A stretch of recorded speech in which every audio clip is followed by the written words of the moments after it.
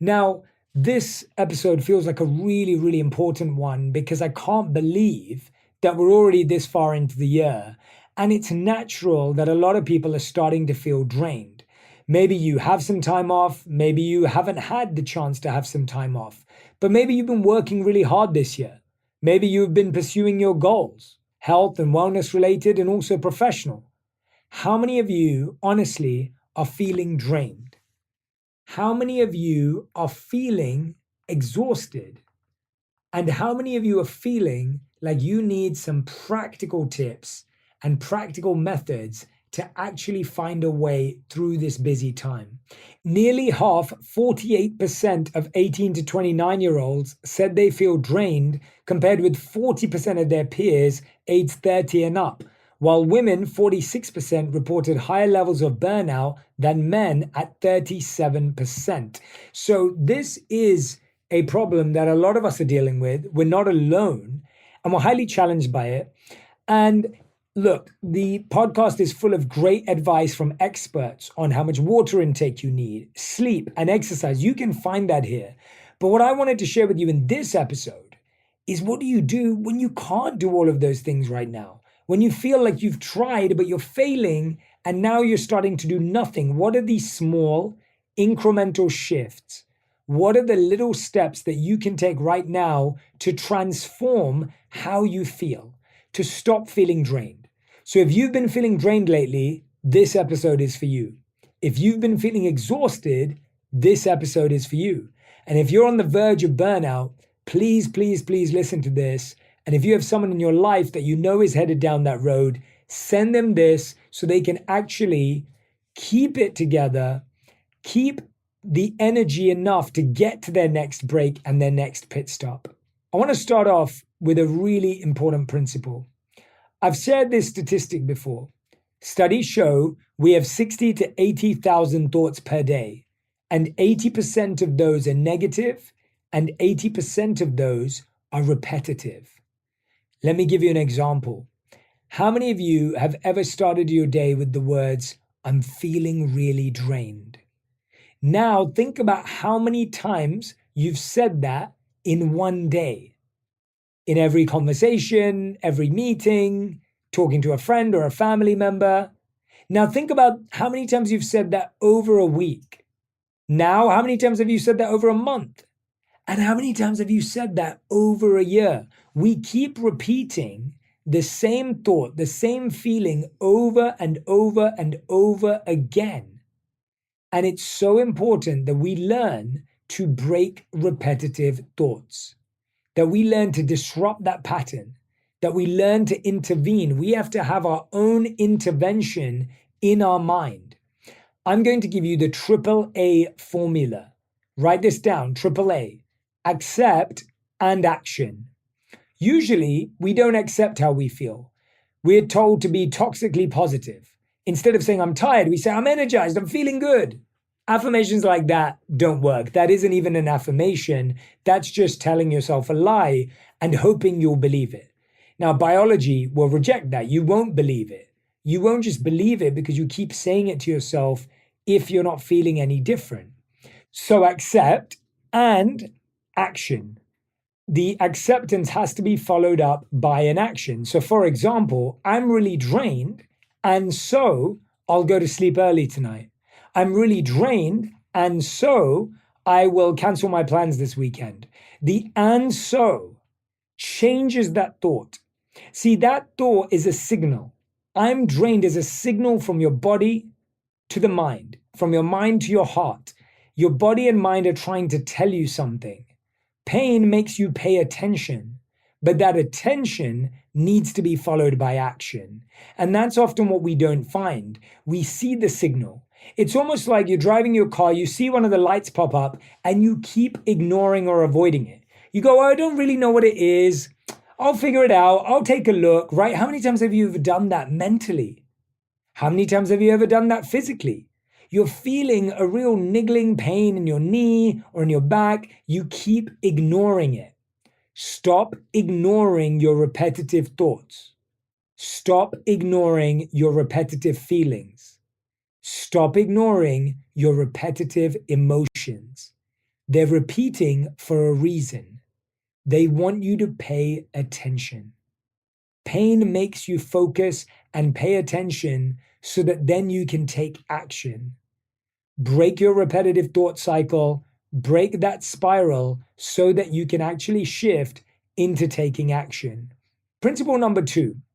One of the things I find that has really helped me, and I practice this often, is recognizing that I don't always have to be at 100% energy. How many times have you ever gone to an event, you've gone to work, you're with your family, and you constantly think that you have to be at 100% all the time? I'll give an example. I was at a dinner recently and I had to give a speech the next day. I just got off a flight.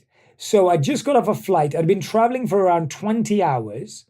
I had gone to the opening night dinner, and the next morning I had to wake up and give a keynote presentation.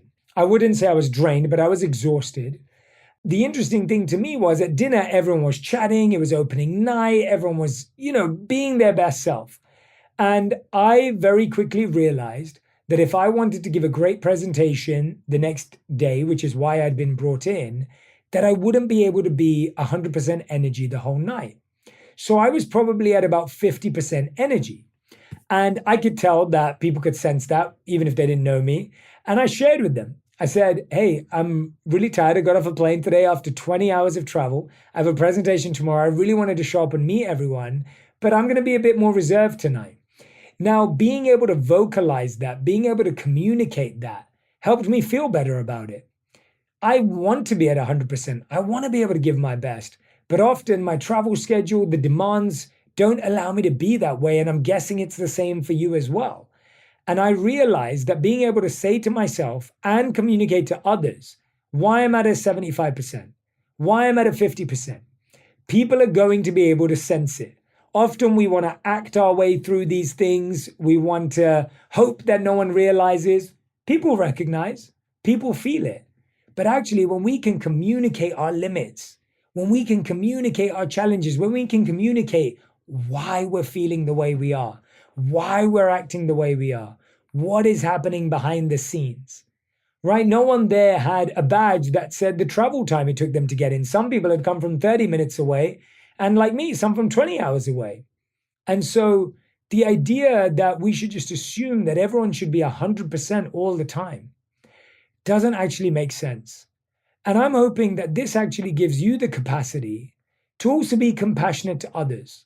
I think often we're so quick to judge others. Wow, like, oh, they didn't show up with their best energy. Oh, they seemed off tonight. And we don't recognize what people are carrying, what people are dealing with. So I want you to take that on board. When can you be at 50% energy?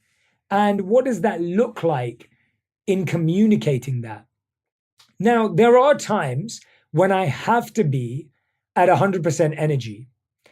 And I know I've got to show up as my best self. I don't have the excuse to say, okay, I'll show up as 50%. I don't feel comfortable to communicate that. I find that might be difficult. So one of the things I've realized in this is to cap the time. In order to preserve my energy at 100%, the time I can be 100% is different. I may show up to a dinner for 30 minutes. I may make the meeting 10 minutes. I may make the presentation 15 minutes. What can I do to do what I want to do what I need to do, but how do I time box it in a way that I can give my best self? Often what we try and do is say, okay, if the meeting's an hour, I'm going to be there and show up for an hour. Actually, can I solve that in 30 minutes with my best energy? Is that actually more plausible and possible? Step number 3. This one is important if you are on the verge of exhaustion. We have to learn to say no. It's okay to cancel social events. And ideally, what a lot of us do is we try and cancel it last minute. It's actually so much better if you cancel it in advance. If you give someone notice, if you let someone know, hey, I'm feeling really rough this week.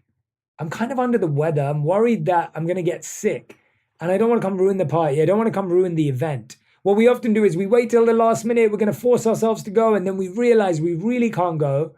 Or we force ourselves to go and then we're bitter about it or we're upset about it.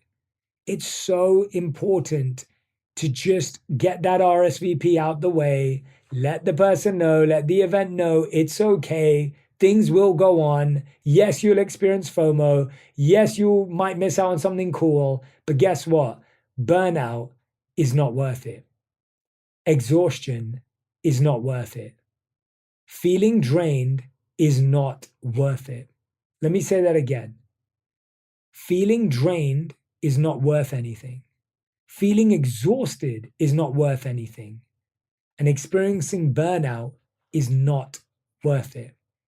Now, again, there have been times when I have to turn up. I have to be there. And what I've found is that usually in social settings, it's overwhelming thinking you've got to talk to 20, 30, 40, 50 people. I did this again the other night, and I love it when you find someone who's trying to do the same thing. So I ended up talking to someone who was also feeling the same way as me. They were tired. They were feeling slightly drained. And they said, I just want to find one person to connect to meaningfully. So instead of trying to feel like you've got to work the room, you've got to introduce yourself to everyone, you're going to miss out, literally find the other person, have a beautiful meaning interaction or exchange, and just feel connected and experience what it feels like to actually just allow yourself to be. I think that a lot of this draining feeling actually comes from stress, and the stress is where we're demanding too much of our body and mind. That's how I look at stress. Stress is when I'm demanding too much of my body and mind. My body and mind is trying to tell me its limit, and I'm pushing it further. Sometimes that can be brilliant. Kelly McGonigal, in her book called The Upside of Stress, talks about how we can deal with more stress when we experience purpose. We can deal with more stress when we have a clear intention. So that's one thing to think about. When you are experiencing stress, ask yourself, if you need to push through, what's my intention? What am I really trying to achieve? Let me focus on why it's so important for me to experience this. And actually, we become better at dealing with it. We deal with it more gracefully. It doesn't have that negative impact that stress often does on our lives. So find a way to think about that. Take a moment to say, what is my intention here? Why is it necessary for me to tackle this stress and take it on right now? Going back to the social event point, I have a friend who's amazing at this. She'll always message me and she'll say to me, Jay, are you going to this? And I'll say yes. And she'll be like, can I just let you know that I'm really tired today and I'd love for it if we could just hang out and talk, but I don't think I can do big groups. I go, I'm all in. Right? That kind of strategy and approach, when you know someone coming, it's a safe space. They trust you, you trust them. You can give them a heads up. They can do the same. And now you're supporting each other in that environment. I'll be honest, managing money has always been something I've had to stay mindful about. It feels like everywhere you turn, someone's trying to make you spend. That's where Acorns comes in.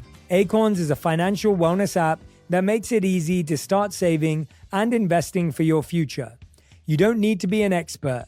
Acorns will recommend a diversified portfolio that matches you and your money goals.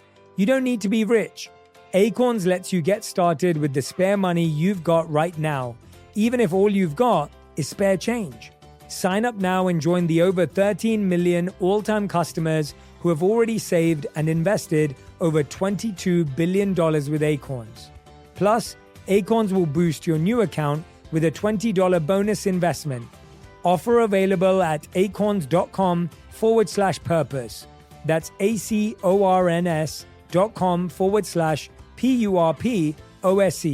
to get your $20 bonus investment today. Paid non-client endorsement. Compensation provides incentive to positively promote Acorns. Tier 6 compensation provided. Investment involves risk. Acorns Advisors LLC, an SEC registered investment advisor. View important disclosures at acorns.com/purpose.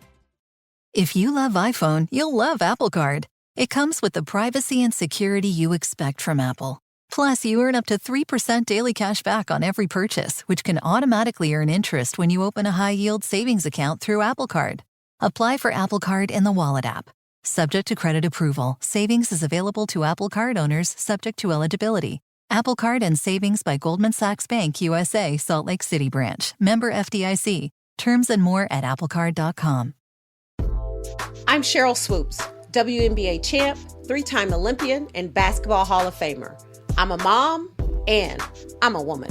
I'm Tarika Foster Brasby, journalist, sports reporter, basketball analyst, a wife, and I'm also a woman. And on our new podcast, we're talking about the real obstacles women face day to day. See, athlete or not, we all know it takes a lot as women to be at the top of our game. We want to share those stories about balancing work and relationships, motherhood, career shifts. You know, just all the shit we go through. Because no matter who you are, there are levels to what we experience as women. And T and I, well, we have no problem going there.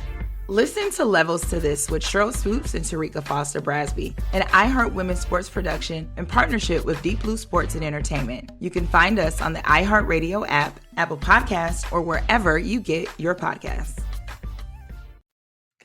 Sometimes I actually think that stress or feeling drained makes us more strategic. Yep, I said that right. Stress can actually make you more strategic. Feeling drained can make you more dynamic. Here's a really interesting thing to think about. Which one of your meetings could actually be emails? Think about that right now. Look through your schedule and ask yourself, which of those could be solved with an email? Which of those could actually be solved in an email exchange? We don't need to do a call. The call will actually turn into an hour. It will be far more draining. I'll exert way more energy. And actually, I can solve it in far less time. I can actually get to where I need to get to. So sometimes what you'll find is stress releases your strategy. And I want you to think about that. When else have you been stressed recently? And how could you have used that stress to become more strategic? How could that stress create a better idea, a better option, a better solution? Because now you're actually thinking, well, how do I do that with less energy and less time? And if we looked at life like that, we may be able to solve some of those things that create more stress, create more pressure in our lives. And I'd really consider where and when in your life being more strategic will save you from that added stress. Definitely something to look at, something to consider, and something to think about. Now, that also applies to phone calls over Zooms. I find that when we're listening, sometimes I find that when I'm on a phone call, I'm actually more present than when I'm on a Zoom meeting. On a Zoom meeting, you're on your screen, which means most people have emails popping up. You're now looking at yourself, and I think you have to turn yourself off. I mean, I'd actually argue that the amount of time and energy and presence that's drained in looking at your own appearance on a meeting is so high. And most of us have been doing it since the pandemic. Turn your screen off. Just look at the other person. Even pin the person that's speaking, because when you're looking at 9 boxes, when in a meeting room would you be looking at 9 people at the same time, all at the same time? It would never happen. You look at the person who's talking, maybe you flip over to 1 or 2, but generally you're not looking at 9 people all at the same time. And sometimes you're on a Zoom call with 20 people and you're now looking at everyone. Someone's scratching their head, someone's looking at their phone, someone's taking notes, someone's talking. It can be overwhelming and it can be draining. Which Zoom calls can turn into phone calls? Really important question to ask.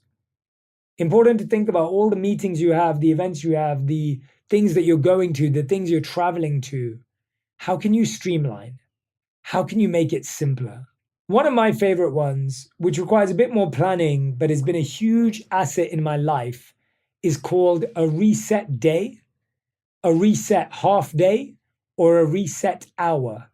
Based on how busy my schedule is, I'll make sure that during the weekend, I get to have a reset hour, a reset half day, or a reset day. What this is that it's almost a rehearsal of my most perfect day. It's a day where I get to live how I wish I could live every day, how I want to live every day, how I aspire to live every day. But the realist in me that I've worked on being when I used to be a perfectionist is saying, let me at least have 1 hour. Let me have half a day of that. Let me have a day of that. Let me invest in that. And how incredible would that be? How powerful would that be in my life if I allowed myself to do that? I'll have the perfect amount of meditation, the perfect workout. I'll eat really well, even if it's for an hour. That reset hour or reset day is like what we do when our phone's starting to jam up and we just switch it off and we reset it. We can't do it with an on and off button with ourselves. but we can if we take some time out to reset. And I think we often think, okay, no, tomorrow morning's my reset. It's going to be a perfect day. Tomorrow morning's my reset.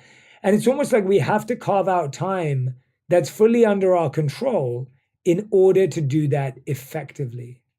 Think about that. One thing that we really need to start learning to ask ourselves when we are feeling drained is, how can I be kinder to myself? A lot of what's draining us is happening within our mind. You're not good enough. You're not fast enough. Did you see what they did? Look how behind you are. The way we talk to ourselves when we look in the mirror. You're looking overweight. You don't look great today. You look tired. You look drained. Can't you do better than that? The voice in our head constantly pushing us to be better, do better, but not in an encouraging way, not as a cheerleader, but as a critic. And what's really interesting about that is, if we're encouraging and empowering ourselves, we can achieve great things. But if we're stressing ourselves, we're draining ourselves from within. How can you be kind